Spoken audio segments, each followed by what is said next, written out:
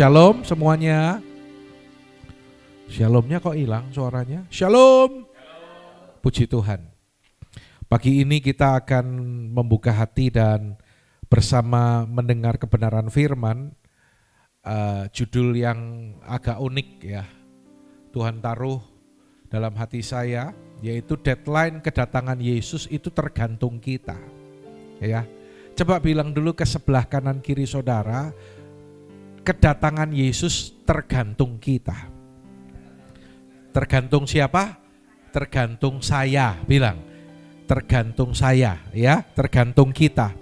Nah saudara, Matius 28 ayat 19 dan 20 berbicara tentang visi, ya, amanat agung yang Tuhan berikan, ya.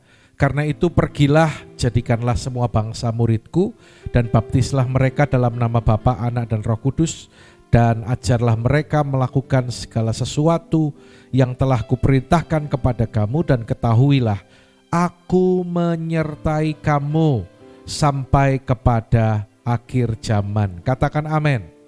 Nah saudara, kita dipersiapkan Tuhan untuk menyelesaikan amanat agung, untuk menuntaskan amanat agung. Klik sekali ya. Nah saudara, kalau dikatakan tergantung kita, ya, mungkin ada yang bertanya, Pak, padahal ada ayat yang berkata kalau kedatangan Tuhan atau kesudahan segala sesuatu itu hanya Bapa yang tahu. Benar. Tetapi Alkitab katakan bahwa kalau Injil Kerajaan sudah diberitakan sampai ke ujung bumi, sesudah itu barulah tiba apa? Kesudahannya. Berarti kalau belum tersebar, ya belum kesudahannya. Ya, kalau belum sampai ke ujung bumi, belum kesudahannya. Kalau di satu daerah, di beberapa daerah di kota Semarang ini Injil belum tersebar, ya belum kesudahannya. Kalau ada teman-teman atau komunitas kita atau saudara kita, keluarga saudara mungkin yang juga belum mendengar Injil, ada bagian-bagian tempat-tempat yang belum mendengar berita Injil, berarti berdasarkan ayat tersebut belum kesudahannya. Artinya apa? Kalau hari ini kita mendengar Tuhan mempersiapkan kita untuk menuntaskan amanat agung, berarti kalau kita mau cepat bergerak, maka Tuhan Yesus segera datang. Amin saudaraku. Ya, jemaat tidak disuruh menuntaskan amanat agung tanpa dipersiapkan. Ya, Yesus sendirilah yang melatih kita. Kalau saya gambarkan gini, kalau tentara yang mau diutus ya ke medan peperangan, medan pertempuran, seperti gereja kita di Wangon itu kan di batalion ya. Di sana jemaatnya itu tentara semua, TNI semua. Dan kadang di jadwal-jadwal tertentu mereka itu harus berangkat ke satu daerah ya untuk pergi menunaikan tugas perang, saudara. Ya, ada yang pernah diutus ke daerah Papua sana yang mengalami konflik, dan kemarin juga ada yang diutus ke daerah Timur Tengah.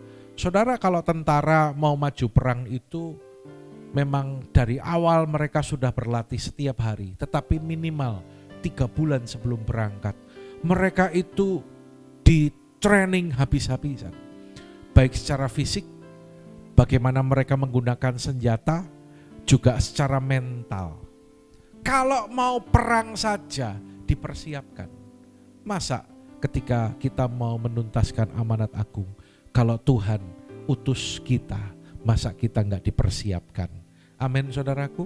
Ya, jadi sebelum Yesus memberikan amanat agung, kalau Anda lihat di ayat-ayat sebelumnya Matius 28 ini, ya, Yesus berkata, kepadaku telah diberikan segala kuasa.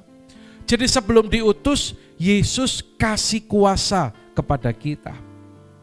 Mari saudaraku, kita tidak bisa berkata, aku tidak mampu Tuhan, tidak bisa, karena Tuhan perlengkapi kita. Ya, karena untuk menuntaskan amanat agung, Tuhan Yesus sudah mempersiapkan kita. Tuhan mau pakai kita. Yang mau katakan amin. Tadi pagi kami berangkat sekitar 5:30 lewat dan sampai di Parakan kami transit di warung langganan. Ya. Apakah ada yang sudah pernah ke sana? Intinya berapa waktu yang lalu saya sudah berkali-kali ke sana. Kalau berangkat pagi ataupun siang ada kesempatan berhenti ya. Jam 6 pagi sudah buka warungnya. Nah, suatu saat udah beberapa waktu yang lalu, udah lama, saya itu beritakan Injil. Jadi ibunya yang punya ya, namanya Ibu Siti. Lalu anak-anaknya, ada pegawainya, itu duduk. Saya injili mereka. Ya. Seperti biasa saya kasih tips kepada saudara, saya berdoa, dan benar sementara saya bicara tidak ada tamu datang. Sementara saya beritakan Injil, warungnya nggak ada yang datang. Dan sampai selesai, mau didoakan ibu? Mau. Saya doakan. Ya memang bukan doa terima Yesus lahir baru, tetapi saya bisa mendoakan dia di dalam nama Tuhan Yesus. Begitu selesai amin, baru tamu mulai datang. Rupanya ditahan dulu sama malaikat di pintu depan tamunya. Nah tadi pagi, baru kita selesai makan, kita mau pamitan. Ibu ini datang. Ya, pertamanya Ibu Gembala beli kerupuk gendar dulu di situ. Lalu pas mau pulang tiba-tiba anaknya datang nambahi satu lagi, ini ada bonusnya. Lalu si ibunya ini bilang gini, Pak, saya senang kalau intinya ketemu Bapak di sini. Saya mau minta didoakan. Rupanya cucunya mau ke luar negeri, ya. Tapi dia ada dorongan dalam hati minta didoakan. Ya. Rasanya senang kalau ketemu, kalau Bapak ke sini. Ya, saya tahu dia merasakan sesuatu yang berbeda dengan tamu-tamu yang lain, Saudara. Karena itu setiap kali kami datang, kami jabat tangan. Ya namanya sama orang tua, saya juga pegang pundaknya. Saya bilang, sehat-sehat ya Bu. Saya tulus mengasihi dia. Saya selalu berkata Tuhan Yesus memberkati. Tiba-tiba tadi dia minta didoakan. Dan dengan leluasa saya doanya berkata, dalam nama Tuhan Yesus. Doakan dia, doakan anaknya, doakan cucunya yang kerja di luar negeri, yang mau selesai kuliah, doakan. Dan dia berkata, terima kasih. Saya percaya suatu saat dia akan membuka hati dan terima Yesus sebagai Tuhan dan Juru Selamat. Amin. Nah saudara, itu bagian dari amanat agung, tugas kita. Karena itu Tuhan persiapkan kita. Nah kita akan melihat, mungkin hari ini kita akan banyak buka Alkitab ya. Kalau Anda mau catat boleh, tetapi nanti slide PowerPoint ini akan disampaikan di grup. Tapi kalau yang tidak ada di sini, Anda perlu catat karena itu penting. Saudara, bagaimana Tuhan mempersiapkan kita? Yang pertama, dipersiapkan dengan kuasa Roh Kudus. Ada kata, aku menyertai kamu. Ya, dengan kuasa Roh Kudus. Kita melayani dengan kuasa Roh Kudus. Kita memberitakan Injil dengan kuasa Roh Kudus. Kita menuntaskan amanat agung dengan kuasa Roh Kudus. Jadi prinsipnya adalah tidak ada kata pergi tanpa kuasa. Ya. Kalau kita melihat di Kisah Para Rasul pasal yang pertama, sebelum Yesus terangkat ke sorga, Yesus berkata kepada murid-muridnya agar mereka tetap ada di Yerusalem untuk menantikan janji Bapa. Saudara, Yesus tahan murid-muridnya, disuruh tunggu, ya, disuruh tunggu dulu 10 hari sampai hari Pentakosta, dan setelah itu disuruh tunggu lagi sampai Yesus sampai hari Pentakosta. Totalnya itu dari 10 lalu sampai Pentakosta itu ada 50 hari, ya. Tinggallah sampai kamu diperlengkapi dengan kekuasaan dari tempat yang maha tinggi. Kenapa saudara? Yesus tahan murid-muridnya supaya mereka itu terima kuasa. Terima kuasa. Nah saudara, amanat agung itu adalah pekerjaan supranatural. Coba katakan sama-sama, supranatural. Jadi tidak bisa pakai kekuatan manusia. Kalau ada dari saudara di tempat ini yang belum sudah takut, karena itu nggak pernah nginjil, artinya mungkin saudara masih mengandalkan kekuatanmu. Kalau kita pakai kekuatannya Tuhan, pakai kuasa Roh Kudus, kita akan berani untuk memberitakan Injil. Ya, Zakaria 4 ayat 6 berkata, bukan dengan keperkasaan, melainkan dengan Rohku, kata Tuhan. Yesus memberikan kuasa kepada kita. Kita lihat, kuasa apa yang Tuhan berikan, yaitu kuasa keberanian. Lewat Roh Kudus tadi, ada keberanian. Sama-sama katakan keberanian. Lebih keras dong, 2, 3, keberanian. Keberanian ini mengalahkan rasa takut. Bilang dong kanan kiri saudara. Kuasa keberanian itu mengalahkan rasa takut. Ya, lihat contohnya Petrus dari seorang penakut sampai nyangkal Yesus 3 kali. Tapi ketika dia dipenuhi dengan kuasa Roh Kudus dan dia berkhotbah, wow, dia jadi seperti singa yang mengaum-ngaum, saudara. Sampai ribuan orang bertobat. Ya. Lalu kuasa menginsafkan. Ini versus kepandaian bicara kita. Jadi ketika kita menyampaikan firman, menuntaskan amanat agung, itu bukan karena kepandaian bicara kita, saudara. Tapi karena kuasa Roh Kudus yang menginsafkan orang. Beberapa hari yang lalu, hari Kamis kalau nggak salah, saya ke DIY dan Tuhan kasih kesempatan lagi, saya ketemu dengan pegawainya. Ngobrol sampai bukan hanya beritakan Injil seperti yang saya lakukan singkat, tapi sampai saya bersaksi tentang perubahan hidup setelah ketemu Yesus. Ya. Dan saya percaya dalam hati saya, dalam roh saya merasakan bahwa firman itu jatuh di tanah yang subur. Dan itu bisa di follow up, saudaraku. Kuasa menginsafkan. Maunya kemana, Mas? Masuk surga, Pak. Yakin gak? Ya harus diyakinin ya, Pak. Tapi gak bisa diyakin-yakinin. Ya. Kalau gak punya tiket, ya gak boleh naik pesawat. Kalau gak punya tiket masuk surga, ya gak bisa masuk surga. Dia mendengar dengan seksama dan dalam tempo yang sesingkat-singkatnya. Ya, sampai akhirnya selesai dan saya catat namanya. Karena suatu kali nanti saya kalau datang ke sana saya akan follow up lagi. Kalau perlu nanti saya datang ke kos-kosannya, saudaraku. Ya. Hari Senin yang lalu saya ke Magelang. Lewat Kaliangkrek. Tahu nggak Kaliangkrek Pak Yahya? Oh, Pak Yahya mah apal ya. Antar kota antar provinsi. Akas. Antar kota antar provinsi kan akas ya. Nah, kami berhenti di satu desa, saya nggak jelas desanya apa, tapi 20 menit lagi sampai ke kota Magelang. Jadi Magelangnya itu agak sudah ke pinggir, jadi lewatin Kaliangkrek.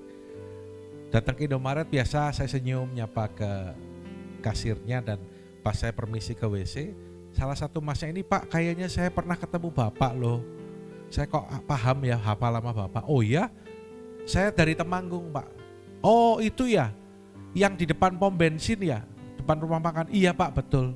Buka catatan. Oh namanya Mas Andika kan. Oh iya Pak kok masih ingat, padahal buka contekan. Itu sekitar bulan apa ya Pak? Februari kalau nggak salah. Oh sekarang saya pindah ke sini. Dia juga sudah terima Injil. Saudara, Tuhan akan kasih kesempatan kita, ya. Nah, saudara lihat kuasa apa lagi? Kuasa dengan tanda-tanda yang menyertai, ya. Jadi bukan cuma strategi kosong. Seperti Paulus, dia beritakan Injil dengan keyakinan akan kekuatan Roh. tahu kalau Tuhan menyertai. Kenapa saya berani memberitakan Injil? Bahkan saya pernah cerita, saya datang ke sebuah toko, di situ ada 7 atau 8 orang, saya nggak peduli, saya beritakan Injil. Tapi rupanya leadernya ini yang topnya yang di depan ini, rupanya dia itu termasuk yang fanatik. Langsung bilang, maaf Pak, langsung dipotong saya. Kalau bicara itu nggak akan pernah ada selesainya, bla bla bla. Tapi saya tetap ngeyel dan saya bilang, intinya Bapak ingat bahwa hanya Yesus yang sudah menebus dosa kita. Dan kalau mau surga kita perlu ditebus oleh Tuhan Yesus. Nggak apa-apa, selesai. Ya kecewa, namanya lagi ngomong ditolak. Rasanya gimana coba Tasya? Ya, perasaannya gimana coba? Hah? Gimana coba perasaannya? Kalau lagi ngomong langsung tahu-tahu di shh gitu. Tapi itulah bagian dari melayani, memberitakan Injil seperti itu, saudara. Ya. Kenapa saya tetap lakukan? Kenapa enggak kapok? Karena saya tahu ada kuasa yang menyertai. Ya. Nah, saudara sudah dikasih kuasa nih, tapi kuasa tanpa diarahkan itu akan chaos, ya, akan kacau balau. Karena itu pada bagian yang kedua, Tuhan juga mempersiapkan kita dengan sama-sama yang keras. 2, 3, pola, semua sekali lagi, 2, 3, pola ilahi, ya. Jadi pola ilahi adalah pergi, muridkan, baptis, ajar. Gampang ya, coba diulangi yuk sama-sama. Apa? Pergi, muridkan, baptis, ajar, ya. Coba apa Abi? Ya. Apa Abel?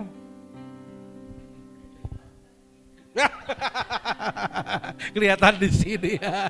Makanya lancar ya. Oh, memang lancar. Hari ini Abel mau dibaptis. Kasih semangat buat Abel. Woi. Puji Tuhan ya. Jangan takut. Nanti begitu masuk air dikeluarin lagi sama Om Andi ya. Enggak sampai 5 menit ya, paling 4 menit lah kira-kira ya. Oke, baptis, pergi, muridkan, baptis, ajar. Nah saudara, prinsip amanat agung itu ternyata ada SOP-nya, standar operasional prosedur. Ya, nanti kita akan melihat sebenarnya dari 4 kata ini, ya, kata kerjanya itu bukan di sini, bukan di sini, bukan di sini, bukan di sini, bukan di sini, tetapi dikata muridkan, ya, mateteusate, ya. Kalau yang lain itu memiliki arti sambil pergi, sambil baptis, sambil ajar. Kita akan lihat, ya. Jadi pola Yesus itu apa? 4 langkah dari pola Yesus. Yang pertama adalah pergi, poreutentes. Ini merupakan bentuk kata partisipal, bukan kata kerja perintah utama. Ya, artinya having gone atau as you are going. Jadi bukan pergi kemana atau bukan berangkat, tetapi pengertiannya gini, sambil kamu sedang berjalan atau beraktivitas. Itu kata pergi. Sambil Devi kerja. Di tempat kerjaanmu namanya apa Devi?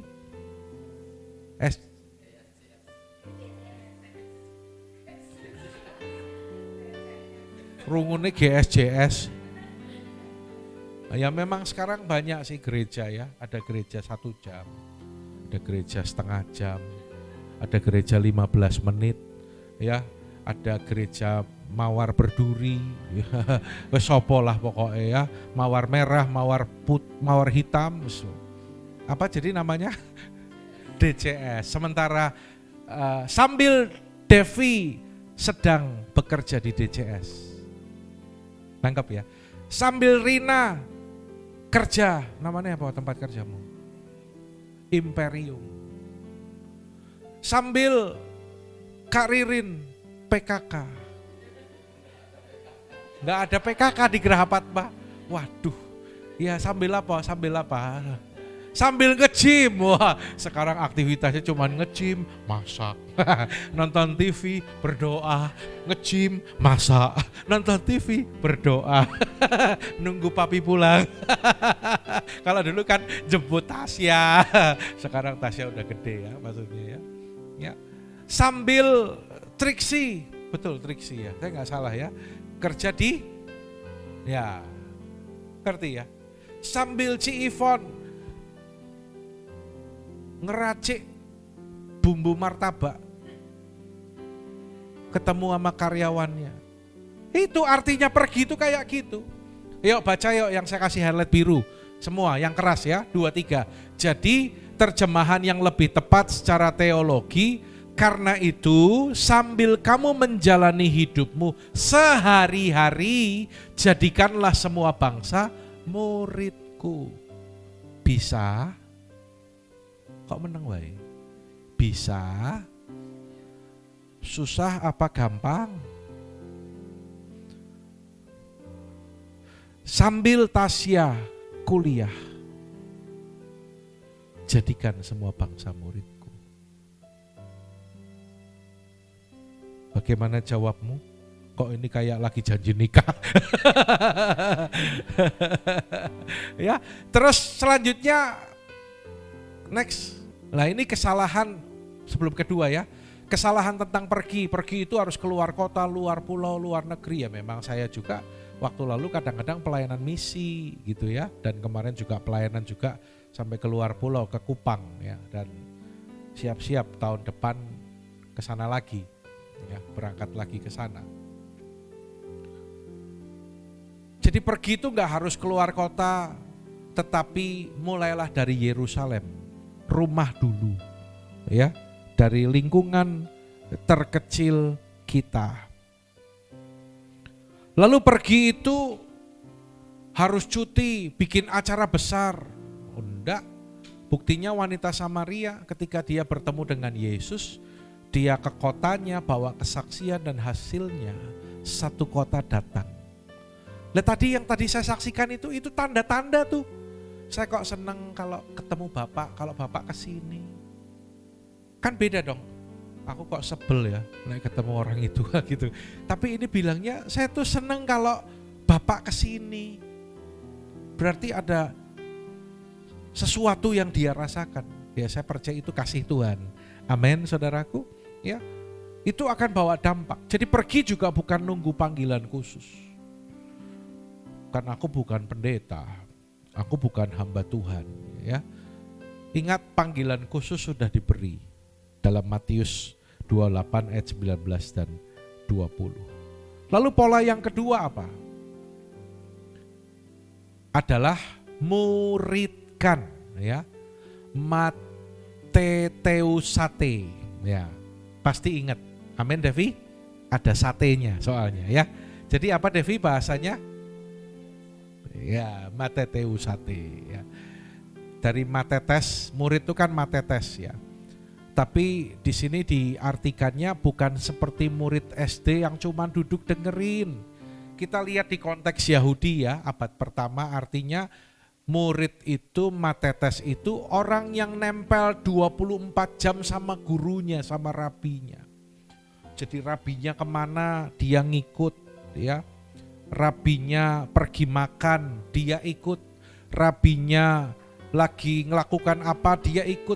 Sampai karakternya itu copy paste dari rabinya. Itu matetes. Jadi bentuk mateteusate tadi merupakan satu-satunya kata kerja perintah dalam ayat 19 ini. Dan artinya adalah aktif dan terus menerus. Jadi muridkan itu bukan aku sudah belum, sudah Pak Andi, sudah kapan? Ya 6 bulan yang lalu. Bukan cuma sudah sekali rampung, tetapi artinya aktif dan terus menerus. Aktif dan terus menerus. Bukan sekali jadi murid, tapi terus menerus jadikan orang itu murid sampai dia dewasa rohani. Jadi terjemahan yang tepat, sama-sama, 2, 3. Jadikanlah semua bangsa pengikutku yang hidupnya copy paste hidupku kata Tuhan. Ya, yang mengerti, yang mau katakan amin. Nanti kita akan terima pengurapan dan pasti hasilnya dahsyat. Amin. Saya ketika mempersiapkan firman ini, banyak hal yang Roh Kudus taruh dalam hati saya. Tapi ini juga sudah dipangkas-pangkas ya, Kobowo ya. Kalau enggak slide-nya bisa berapa gitu. Tapi banyak mana sama Bu Ririn kalau khotbah saya? Lama mana? Hah? Oh lama juga. Ya anaknya seperti bapaknya kayak gitu. Kalau Cilinda kan gitulah, anak kan niru bapak katanya gitu kan. Ya. Nah saudara, kita lihat next slide. Bedanya pengunjung gereja, petobat dan murid. Saya berharap yang hadir di tempat ini tidak ada yang di area ini. Kok enggak ada yang amin? Ya. Juga bukan area ini saja tapi area kanan. Pengunjung gereja datang hari Minggu, kalau petobat pernah terima Yesus, tapi kalau murid ikut Yesus tiap hari. Pengunjung gereja tahu lagu rohani, kalau petobat bisa doa Bapa Kami, tapi kalau murid taat perintah Yesus. Pengunjung gereja minta diberkati, petobat minta masuk surga, murid pikul salib plus sangkal diri. Jadi levelnya udah beda. Ya, pengunjung gereja hidupnya sama dengan dunia, petobat hidupnya tobat tidak. Kadang-kadang masih up and down, ya. Tapi murid hidupnya makin mirip Yesus. Coba lihat kanan kiri saudara. Bilang, kamu makin mirip Yesus. Ya, tentunya bukan cuma wajahnya, bukan hanya memancarkan kemuliaan Tuhan, tapi sikap perilaku kita itu makin mirip Yesus, ya. Pengunjung gereja fokusnya aku dapat apa?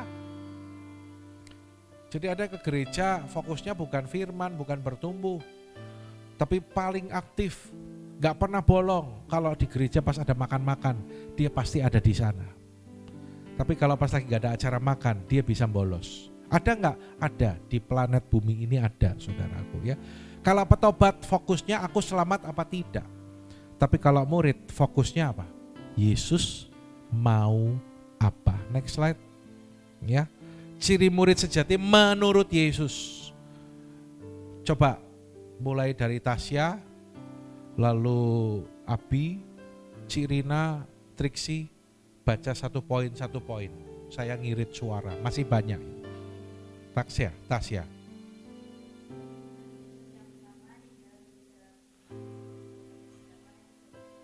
Bukan? Ya, tinggal dalam firman, ya. Jadi baca Alkitab dan lakukan. Penting sekali firman Tuhan, penting sekali.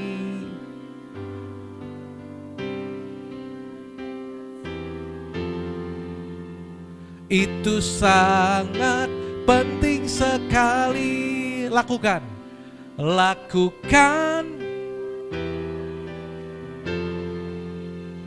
Itu sangat penting sekali.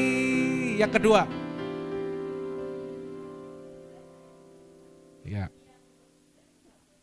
Ya. Ini syaratnya ya. Ciri yang Yesus kasih ya. 3.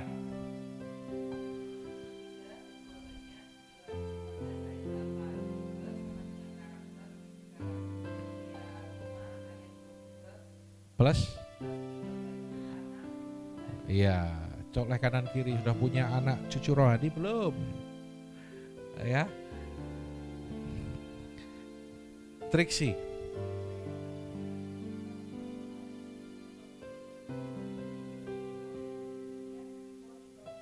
Iya, kita baca sekarang sama-sama. 2, 3. Jika 4 hal ini tidak ada, berarti belum jadi murid. Senggol dong kanan kirinya. Sudah ada belum? Ya. Jika 4 hal ini tidak ada, tinggal di dalam firman, saling mengasihi, berbuah banyak. Buah banyak tetapi hatinya penuh dengan kepahitan. Ya tidak bisa saling mengasihi. Ya. Buah banyak tetapi nggak bisa ngampuni, ya nggak bisa, saudaraku. 4 hal ini. Tinggal dalam firman, saling mengasihi, berbuah banyak, bayar harga. Maka kita adalah murid sejati dari Tuhan Yesus. Katakan amin. Tepuk tangan yang keras bagi Allah kita. Ya. 3 kesalahan gereja ini melengkapi tentang muridkan. Ada gereja yang berpandangan, orang-orang berpandangan, yang penting jumlah jiwa-jiwa. Saudara, murid Yesus selama 3,5 tahun dia melayani berapa? Berapa murid Yesus? 12. 1, 2,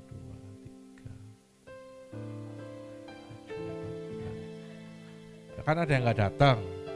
Anak wedok gak datang. Pak Robi, ya 12 lah ya. Tetapi Yesus dia training 12 murid itu, dan 12 murid itu guncang dunia. Ada yang berkata muridkan itu adalah tugas pendeta, bukan. Ya, ini ibu rumah tangga yang habis masak tadi nge-gym, ya. Muridkan teman-teman nge-gymnya, muridkan tetangganya, muridkan tukang sayurnya. Amin ibu-ibu.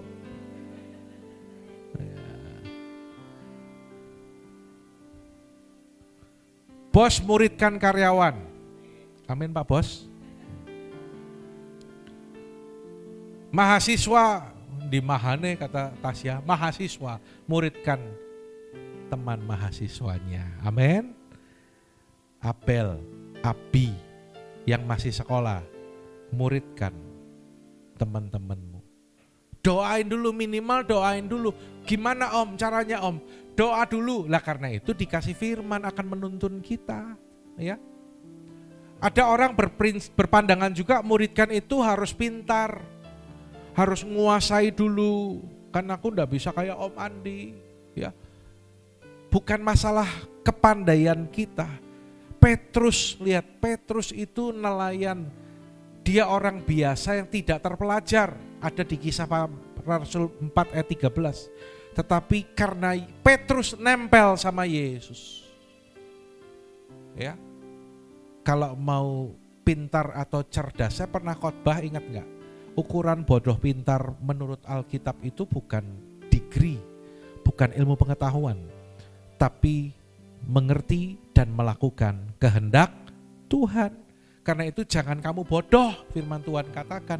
Orang mau gelarnya setumpuk, tapi kalau enggak mengerti dan tidak melakukan kehendak Tuhan, di hadapan Tuhan dia bodoh. Bilang lagi yuk sama-sama, kalau nempel sama Yesus jadi pinter. Amin. Ya, sungguh-sungguh makanya. Saya bersyukur kalau 12 murid di sini. Ya, saya selalu pantau lihat, ya termasuk yang setia lah ya, rajin, setia beribadah. Nanti 10 hari rangkaian doa pencurahan memang tidak setiap hari, tetapi perhatikan tanggal-tanggal yang sudah ditetapkan. Ya, hari Sabtu, tanggal berapa itu Sabtu? Tanggal 16 itu ada doa. Ya, jadi Kamisnya dulu ke hari kenaikan ada ibadah, tapi sore ya, pagi saya di Wonosobo dan sore saya ke sini. Lalu Sabtu ada doa dan Seninnya juga ada doa. Jadi nanti saya pelayanan di Sragen, pulang dari Sragen juga ke Semarang lagi, ya. Dan setelah itu KTM dan yang lain selain yang hari-hari tadi Anda bisa ikuti. Nempel supaya kita mengerti kehendak Tuhan, ya. Pastikan di rangkaian doa Pentakosta ini kita terima berkat yang luar biasa, dan puncaknya pada hari Pentakosta tanggal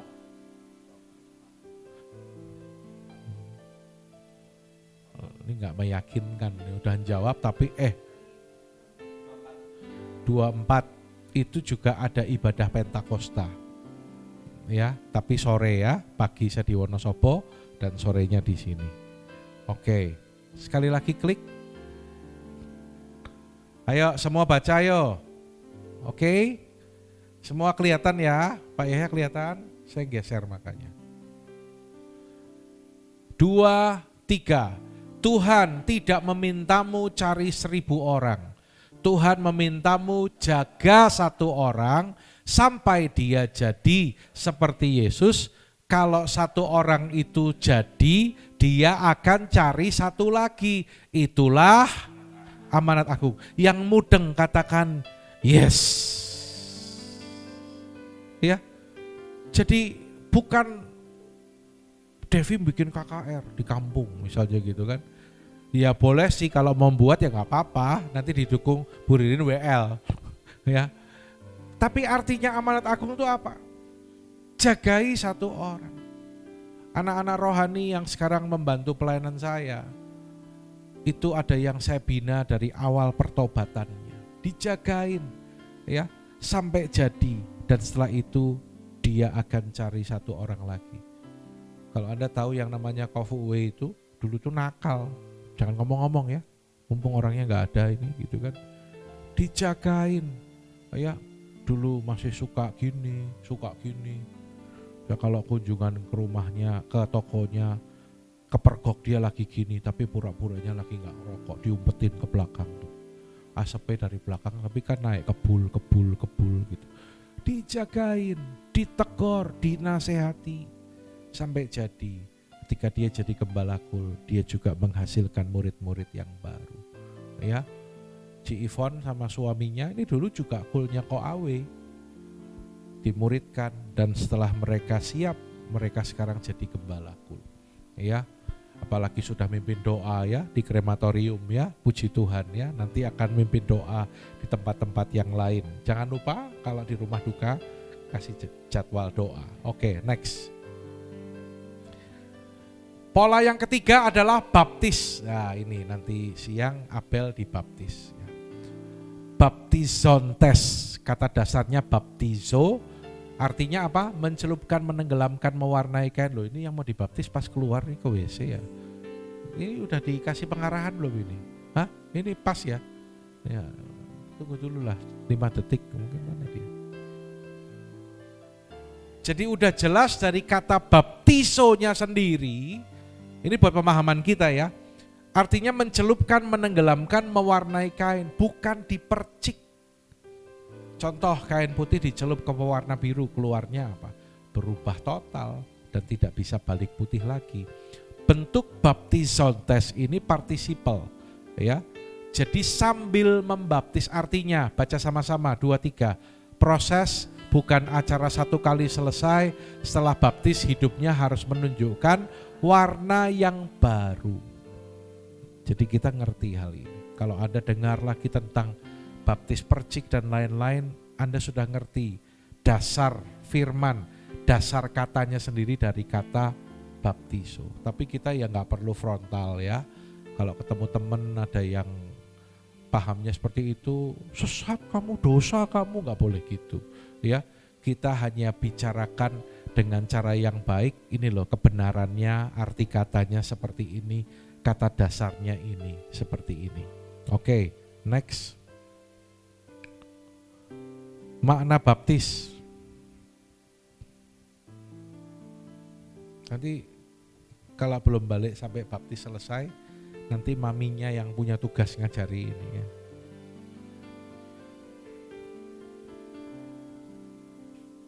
Makna baptis. Jadi 3 hal yang terjadi di air ya. Yang pertama ketika masuk ke air itu dikuburkan. Artinya mati terhadap dosa dan hidup yang lama ya, itu ayat pendukungnya. Lalu ketika keluar dari air, karena itu tadi saya bilang sama Abel langsung dikeluarkan ya. Kecuali kalau orang yang bandel, orang yang masih kompromi sama dosa, lah itu mungkin antara 5-6 menit saya diemin di air gitu ya, sambil dikucek kalau bisa ya. Itu bangkit, artinya hidup baru ikut Yesus, itu ayat pendukungnya. Dan apa yang terjadi? Jadi ketika orang dibaptis, ketika keluar dari air, di sana juga terjadi transfer kewarganegaraan, putus dari kerajaan gelap masuk kerajaan terang. Ya, ada kata memindahkan kita ke dalam kerajaan anaknya. 3 kesalahan tentang baptis. Nanti kalau sudah kudus baru dibaptis. Baptis itu langkah taat pertama, bukan hadiah buat yang sudah sempurna. Kalau di GBI kan baptisan itu minimal 12 tahun. Ya, Abel sudah 12 tahun ya. Jadi dianggap sudah bisa ambil keputusan, dianggap sudah bisa buat keputusan ya. Seperti sida-sida di Ethiopia, begitu dengar Injil 1 kali langsung minta dibaptis. Lalu paham yang salah berikutnya, baptis bayi biar selamat. Sekali lagi, jangan konfrontasi dengan gereja-gereja yang melakukan ini, karena memang hal ini sebenarnya tidak alkitabiah. Kisah 2 ayat 38 urutannya bertobat dulu baru dibaptis. Sementara bayi itu belum bisa bertobat. Ya. Lalu udah baptis artinya sudah aman. Belum tentu, harus dijaga. Contoh, Simon si tukang sihir baptis tetapi pada beberapa ayat berikutnya dia ditegur, hatimu tidak lurus. Baptis tanpa pertobatan sama dengan masuk air, cuman teles kebes, ya. Oke, selanjutnya kita melihat pola yang keempat, ajar, lakukan, didas kontes, ya. Pola yang pertama apa tadi? Halo, diulangin loh ya. Pola yang pertama apa? Yang kedua apa? Yang ketiga baptis. Yang keempat ajar, ya. Didasko, mengajar. Dalam konteks Yahudi, mengajar itu bikin orang bisa praktek. Jadi rabi tidak cuma ceramah, tapi muridnya ikut dia ke pasar, lihat cara dia dagang, jujur, ikut ke rumah duka, lihat cara dia hibur orang. Itu contoh-contohnya ya. Jadi fokusnya adalah pantahosa eneteilamen, ya. Coba Ivon bisa nggak baca ini? Pantahosa, bukan rosa ya, pantahosa eneteilamen. Segala sesuatu yang telah kuperintahkan kepadamu. Jadi 100% yang diajarkan, yang disampaikan itu adalah perintah Yesus. Bukan tradisi gereja, bukan ajaran pendeta favorit, bukan kesaksian hamba Tuhan yang naik turun sorga, tetapi yang diajarkan adalah perintah Yesus. Ada perbedaan antara ajar untuk tahu dan ajar melakukan. Kalau cuma untuk tahu, selesai kelas, oh gitu ya. Tapi kalau ajar lakukan, selesai kelas, minggu ini aku mau maafin orang tuaku, aku mau ngampuni mamaku. Itu ajar untuk melakukan. Kalau ajar tahu, goalnya nilai ujian cepat, cuman dapat 100, selesai. Tapi kalau ajar lakukan, goalnya karakter serupa Yesus. Kalau yang kiri isinya cuman teori, tapi yang kanan praktek doa bareng.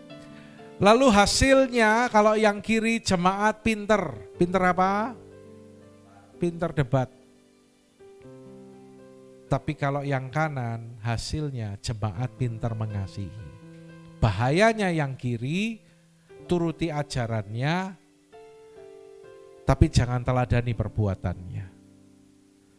Tapi kalau yang kanan, Yesus berkata, jikalau kamu tahu semuanya ini, berbahagialah kamu jika kamu melakukannya.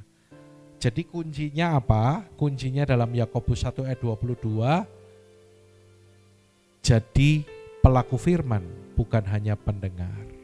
Ya, yang mengerti katakan amin. 3 kesalahan tentang ajar lakukan. Khotbah minggu aja cukup? Enggak cukup. Karena itu kita juga ada KUL, kita juga ada SP, ya. Kita juga ada Revival Night.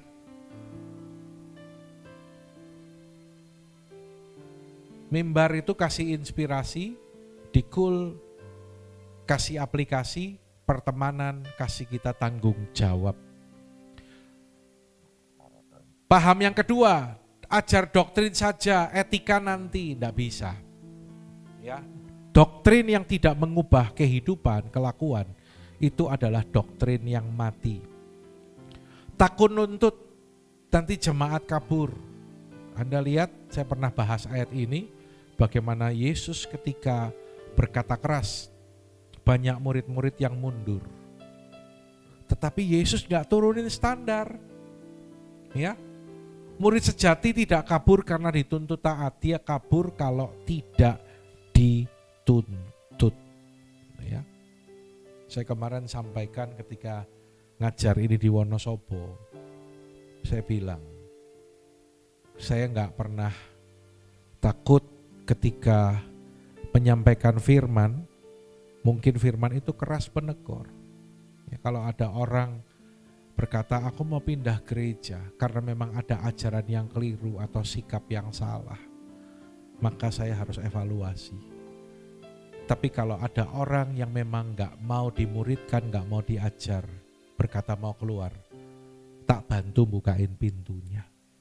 Ya, mungkin dia mau cari gereja yang tidak dimuridkan, yang gak pernah ditanya mau ibadah apa enggak ya kono, mau doa apa enggak yang gak pernah diingatkan, ya, gak dibangun, gak didorong, yang penting datang ibadah pulang selesai. Ya, mungkin ada orang-orang yang seperti itu.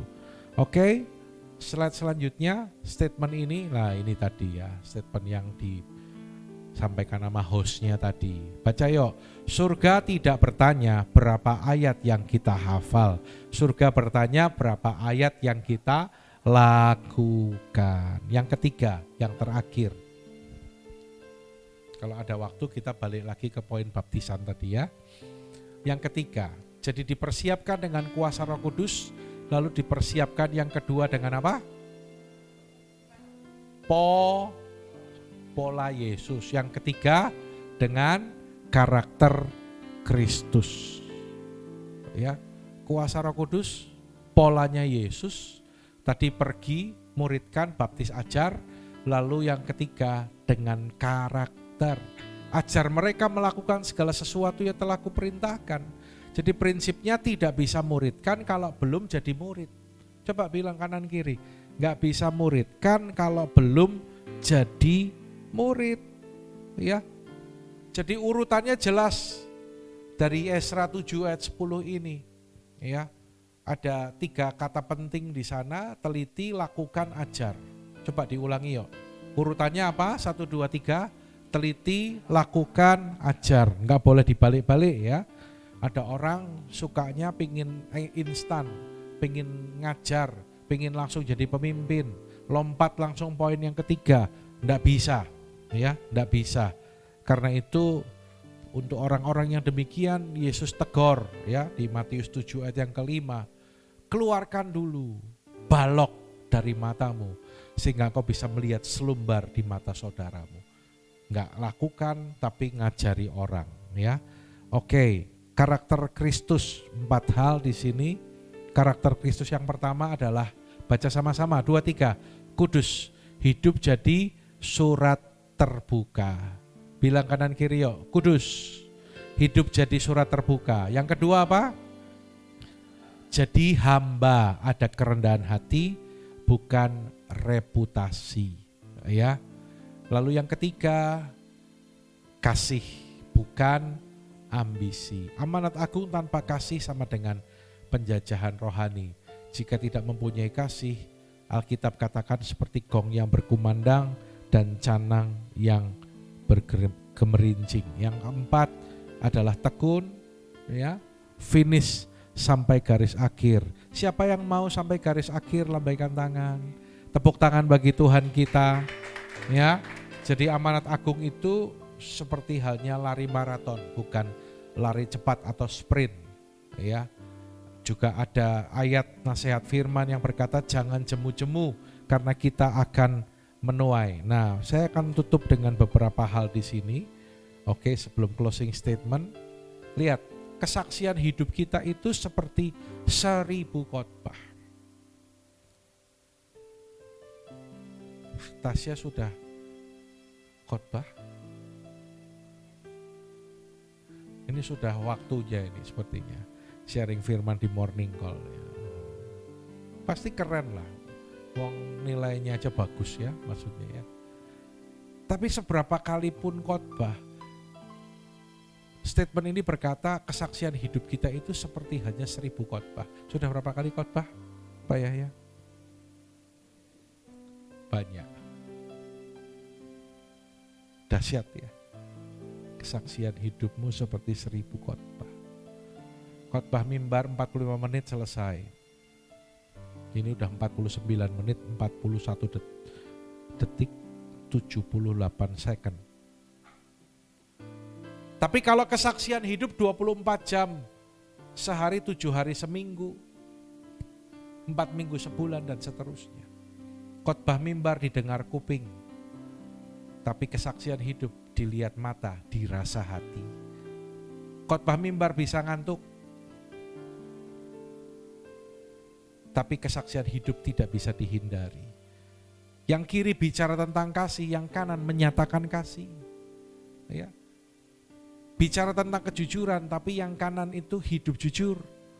Khotbah mimbar, orang bisa berkata, teori, tapi kalau kesaksian hidup, orang diem karena karakter Kristus yang nampak dalam kehidupan kita.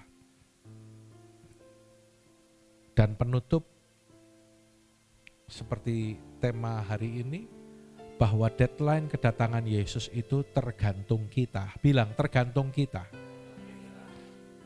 Yesus datang jika Injil sudah diberitakan ke seluruh dunia. Ini ayatnya, Matius 24 ayat 14. Ya, slide terakhir. Dan amanat agung pasti tuntas jika kita mau dipersiapkan Tuhan. Yang mau di tempat ini, yang mau dipersiapkan, katakan amin.